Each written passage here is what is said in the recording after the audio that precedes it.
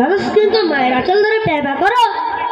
ভাই তুমি আমাকে হেলি করছো, আমি ছোট, আমার এখন পড়াশোনার বয়স, তাই টাকার জন্য আমি আমার মায়ের কাছে চাই।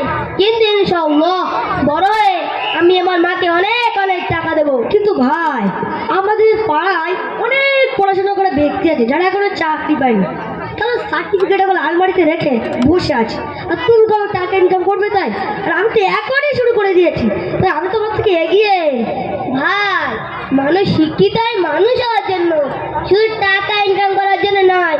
আর চাকরি না পাওয়াই মানে ব্যর্থতা নয়।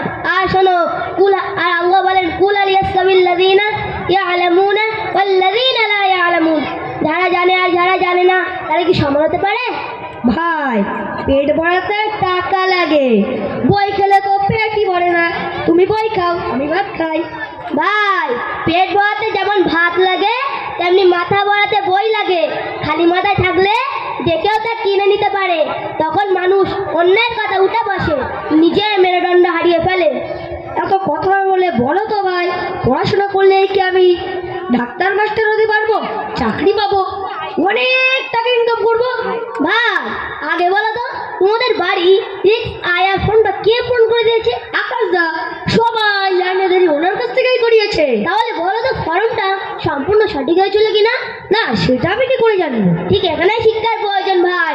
নিজের ভালো মন্দ নিজেই না বুঝতে পারলে সারা জীবন অন্যের দয়ার উপর বাঁচতে হবে।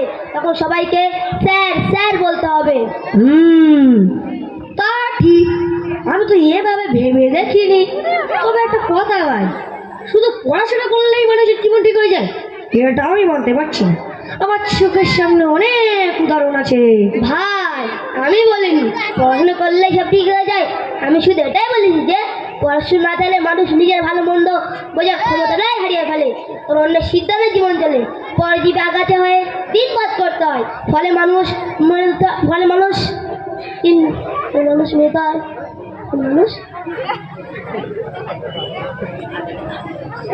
মেধায় মেরুদণ্ডই প্রাণীতে। তাই তো আল্লাহ বলেন ওমা ইয়াস্তাবিল আ'মা ওয়াল বাসীর, চক্ষুষ্মান অন্ধ কখনো সমান হতে পারে না। কিন্তু ভাই আমার তো এখন কাজ আছে, রোজগার আছে, ভবিষ্যতের কথা ভেবে আজকের সুযোগ কি ছেড়ে দেওয়া বুদ্ধিমানের কাজ হবে? আজকের সুযোগ আর আজকের লোভ এক জিনিস না ভাই। সুযোগ মানুষকে বড় করে, লোভ মানুষকে আটকে রাখে। কোনটা লোভ আর কোনটা সুযোগ এই বোঝার শক্তিটা আছে শিক্ষা থেকে। ভাই তোমার কথাগুলো একেবারে ভুল তা বলছি না। আমার মা বাবাও অনেকবার বলেছিল ভাই পড়াশোনা না ছাড়বার জন্য। পিতা মাতার কথা অমান্য করা ঠিক হবে না ভাই। আগামীকালই আমি আমার আব্বুকে নিয়ে আবার ভর্তি হতে যাচ্ছি। আসুন ভাই আমরা সবাই মিলে এই মৃতপ্রায় জাতিকে অন্ধকারে অতল গহ্বর থেকে তুলে আনা দৃঢ় প্রতিজ্ঞা করি। আল্লাহ আমাদের সবাইকে বোঝার তৌফিক দান করুক, আমিন। আসসালামু আলাইকুম।